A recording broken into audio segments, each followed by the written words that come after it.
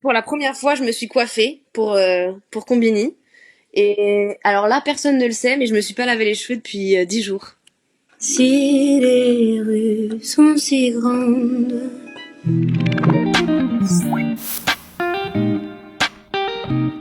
Je suis dans ma maison d'enfance à côté de Lyon avec ma famille, donc mes parents et une partie de mes frères et sœurs. Et voilà, et il fait beau.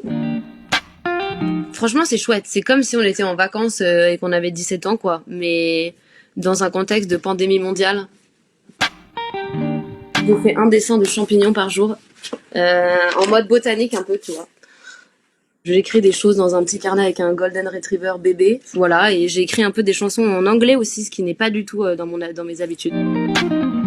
J'ai totalement binge-watché Au Royaume des Fauves. Joe Exotic, ma passion, avec sa coupe de cheveux, que je peux même imiter, je pense. Il a une frange comme ça, mais qui va sur les côtés, et derrière, il a un mulet. Franchement, je suis pas très loin du mulet. C'est une série incroyable, c'est une série documentaire sur ce gars qui s'appelle Joe Exotic, qui a un parc de fauves aux États-Unis, un peu redneck, tu vois. C'est des grosses guerres entre parcs et les associations qui veulent sauver les animaux, et c'est mais n'importe quoi. Moi, ça m'a aspiré comme ça le cerveau et j'étais comme ça, genre j'ai regardé 2-3 épisodes par jour. Il y en a genre 6, bah voilà, en 2 jours, en 3 jours, j'avais tout regardé.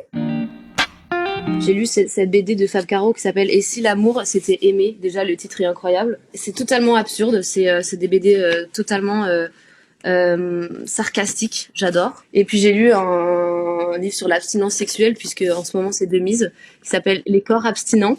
Aujourd'hui, j'ai commencé des poèmes en calligramme de Guillaume Apollinaire. À chaque fois que je fais des chansons dans ce confinement, je chante tout le temps une chanson de mon album qui s'appelle Les Oiseaux et qui me fait penser au fait que c'est quand même le début du printemps, malgré tout. Si les rues sont si grandes, c'est pour respirer. J'ai un oiseau dans le ventre, je l'ai transporté jusqu'à toi pour le sauver. C'est un endroit rêvé pour les oiseaux. Ils viennent s'y reposer quand leur cœur est gros.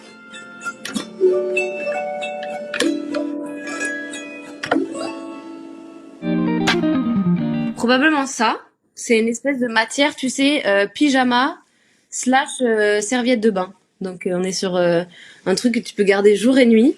Et en bas, je mets des trucs également dans des matières de velours ou des joggings. Dans les gens qui ont la chance de rester chez eux et de ne pas travailler, qui met des pantalons, je ne sais pas. Je me pose la question. Ici, juste sous mon poster des esprits de la forêt, il y a un truc pas mal à faire pour les gens qui tu vois, qui ont pas de jardin. C'est juste de mettre sa tête comme ça à l'extérieur quelques minutes et c'est réjouissant, je trouve. Tu vois, il y a un truc. Ah, voilà, ici. Il y a même moyen de bronzer un peu, je pense. Bah, je ne vais pas aux toilettes. Moi, je ne fais ni caca, ni pipi. C'est bien connu. Je ne défèque pas, en fait.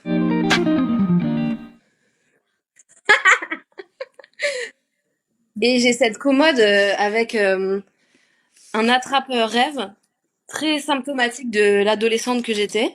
Avec toutes sortes de choses LED, quoi. On est sur des pet shops. Ces gens, on a une belle collection de magnettes. Et on a toujours du lait d'avoine, la base. On a la crème de marron Clément Faugier. Ceux qui connaissent savent. Carnilove. Carnilove Into the Wild pour le chien. Du gazpacho pour les beaux jours qui arrivent. Je suis un peu poète. Je suis hyper nulle en cuisine. Moi, en fait, le seul truc que je fais, c'est des desserts. Cookies et banana bread sont mes recettes fétiches du début enfin, de ce confinement. Je dis début parce que j'ai l'impression que ça a duré 4 ans, mais on sait pas. Voir ses amis, voir les gens qu'on n'aura pas vus depuis des mois, ça va être dingue.